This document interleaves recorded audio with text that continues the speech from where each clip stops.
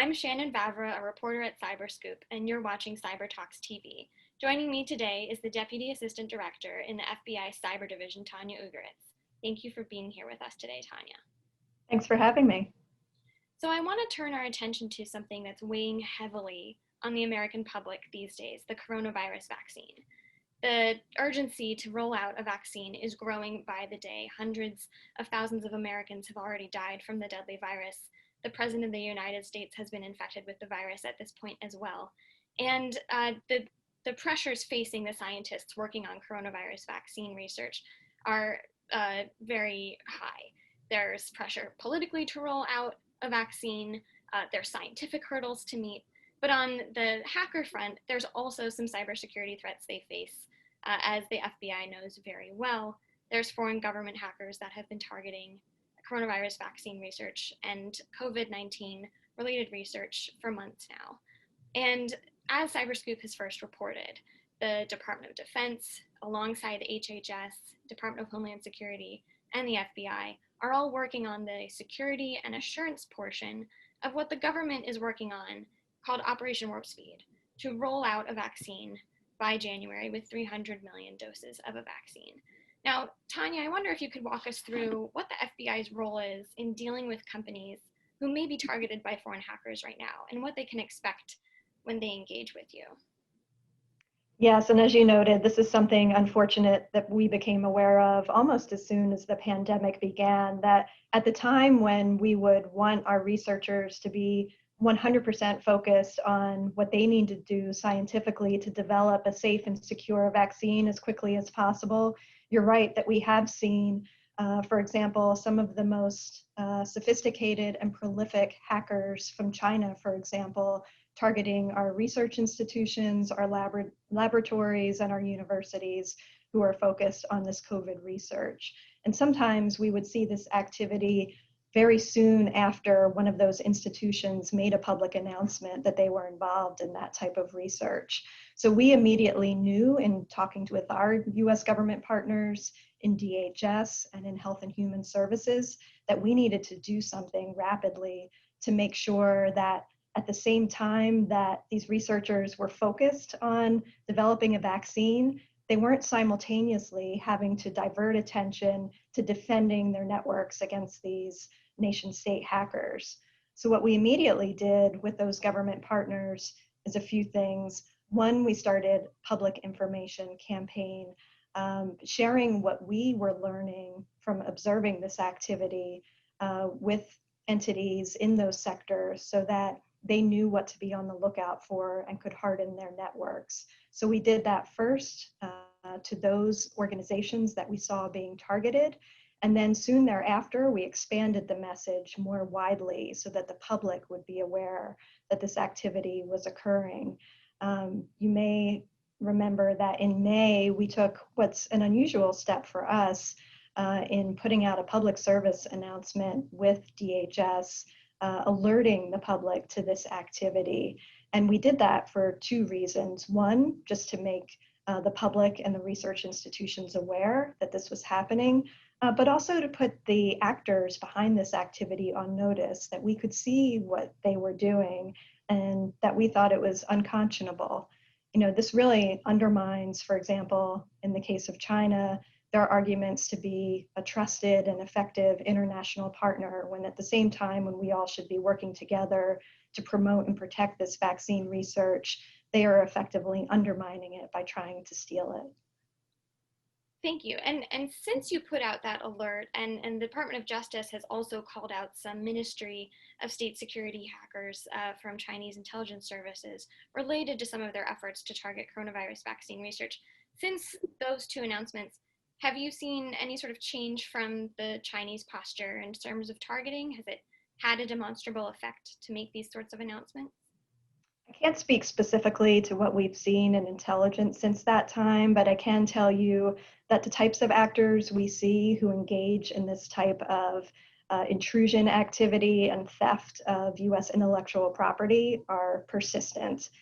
Typically, if they're thwarted through one means of getting access to something that they're interested in, they will persist and find other ways. So we are alert to that and working very closely with our other government partners. And you mentioned Operation Warp Speed at the outset. We've kind of taken those early efforts from March of this year, where we were collaborating with DHS and Health and Human Services, and we've kind of rolled those into the larger Defense Department effort, Operation Warp Speed, to make sure that we're all talking with each other, we're all sharing information, and as soon as we see any indications of some activity that might threaten research, that we're engaging with those entities that are either being targeted or face a potential compromise, and sharing with them as quickly as we can. Now, from the geopolitical perspective here, walk us through a little bit about the US assessment about why an adversary may be interested in targeting coronavirus vaccine research. Is it the data? Is it the manufacturing side of things? Is it about financial interests? Tell us a little bit about the US perspective there.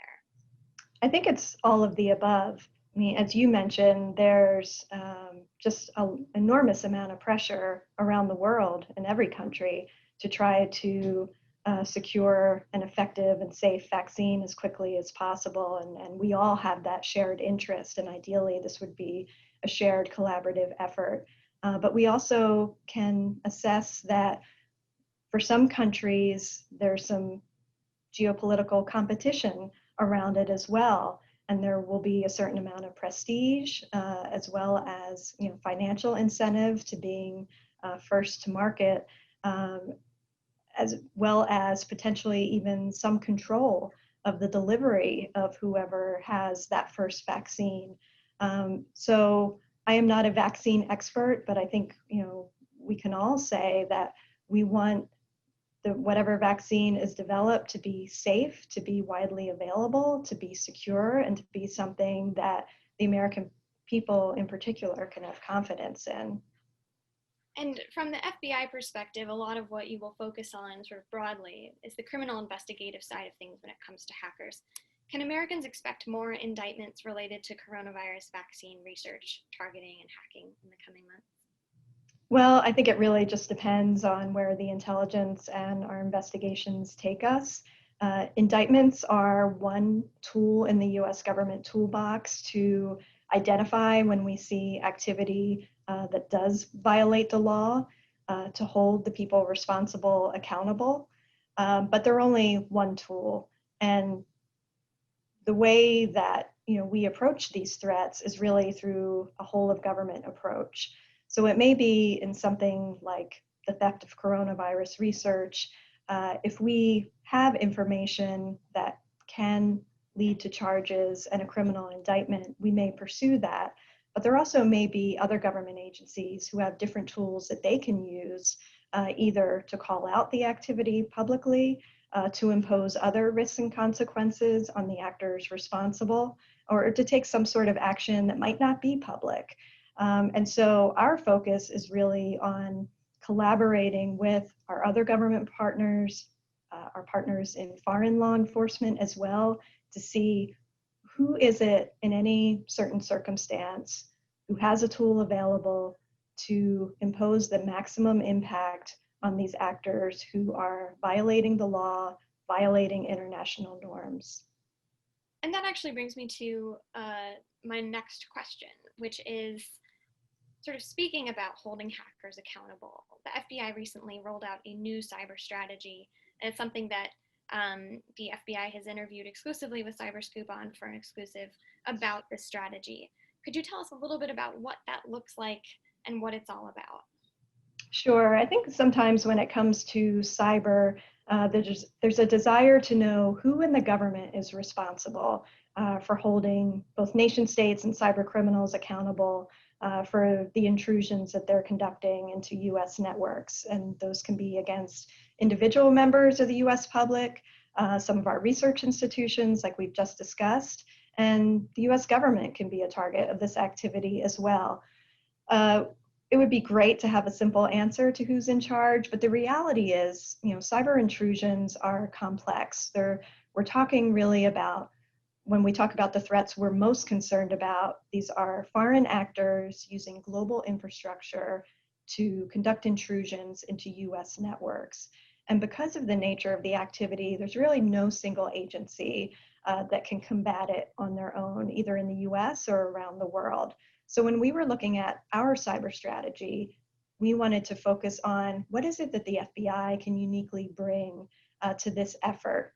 And the strategy really is focused on imposing risk and consequences on our cyber adversaries. And what that means is raising the cost to them, to actors, whether it's a criminal or somebody working on behalf of a foreign government who until recently seemed to feel like they can conduct this activity with relatively little risk to themselves. That they can steal intellectual property, that they can intrude on our critical infrastructure networks, and do that without paying a price. And that's a risk calculus that we really think needs to change. And our strategy focuses on what can the FBI uniquely bring to this fight? And what we settled upon is that there's a few things. One, by virtue of being the country's lead domestic law enforcement and intelligence agency, we have a unique domestic presence and authorities whereby we can collect evidence not only from investigations, but also through intelligence, and we're part of the intelligence community. And we can have unique insight that way into not only what our adversaries' intentions are, but what they're actually doing to carry out intrusions on US networks. That's an important piece of helping the US government identify who's responsible for the intrusions we see, what we call attribution in the cyber community. And knowing who's responsible is the first step to holding them accountable. So we use those unique authorities, not just to pursue an indictment, but to share information with the rest of the US government and with our foreign partners that they can also use to support their operations. So as I said, an indictment or a law enforcement action like taking down adversary infrastructure, it might be a way to combat this activity, but it's not the only way. So it's really important that we share the information that we uniquely collect with the rest of the US government and our partners to support their actions as well. We're also increasingly bringing together those other government actors to sequence how we're fighting against these threats. So just FBI indicting someone or the US Treasury Department sanctioning someone individually might not have the impact that we want, but when we work together and we can coordinate and sequence those operations, that's when we really start to have the impact we're looking for. Yeah, so I wonder if you could walk us through that a little bit more. Something the FBI has said publicly in recent weeks is that the FBI will be working increasingly with spy agencies, including the NSA, the CIA, under one roof at something called the NCIJTF. How do you plan on balancing the different priorities of intelligence collection and then prosecution, announcing charges, announcing sanctions against actors who may then become intimately aware of the kinds of accesses that the intelligence community may have to hackers? How are you going to balance those priorities moving forward? I think the key there is that it's not the FBI's decision on how to balance them. It's a decision with our partners. So what it means is that we have these longstanding trusted working relationships with our partners in other agencies. The cyber community, I think it's by comparison, maybe with some other areas of the government, it's a fairly small community. I think everyone knows each other. Everyone is passionate about defending against cyber threats. And by working together for a long time, especially in places where we're co-located, like the National Cyber Investigative Joint Task Force, those are the conditions you really need to have those honest conversations about when is it a good idea to maybe risk some of the information collection that we have in order to be able to take an action that's going to disrupt something that a foreign actor is doing that we think disrupting that action outweighs the risk. It's a very nuanced, it's a conversation that there is no easy answer in a lot of cases, and it really is a case-by-case basis. But it's by bringing everyone together, talking about the impact we're collectively trying to achieve talking about different options we have to achieve that impact and weighing that risk and benefit is really the kinds of conversations that we host in that environment. Now, speaking of sharing information on threats and hackers, I want to turn the conversation to something that Americans are thinking about in the coming weeks ahead, Election Day. We know that the Office of Director of National Intelligence has shared information about how Russia wants to primarily denigrate Joe Biden, how China would prefer that President Trump not win re-election, and how Iran seeks to undermine Trump, as well as American institutions, and sort of sow some division and chaos in our political process. Now, the FBI is the lead federal agency on investigating these kinds of foreign interferences. Now, tell us a little bit about what the American public can expect on election night and what we should be expecting sort of in terms of results moving forward. Yeah, the security of the US election is among the top priorities of the FBI, as our director has stated numerous times publicly. Americans have to have confidence in our voting system and that our election infrastructure is secure. And you're right, the FBI is the primary investigative agency when it comes to cyber activity against election infrastructure, election-related crimes, foreign influence operations, et cetera. And we just can't tolerate any foreign interference in US elections. So I think you're right that election night probably will look a little bit different than what the American public is used to.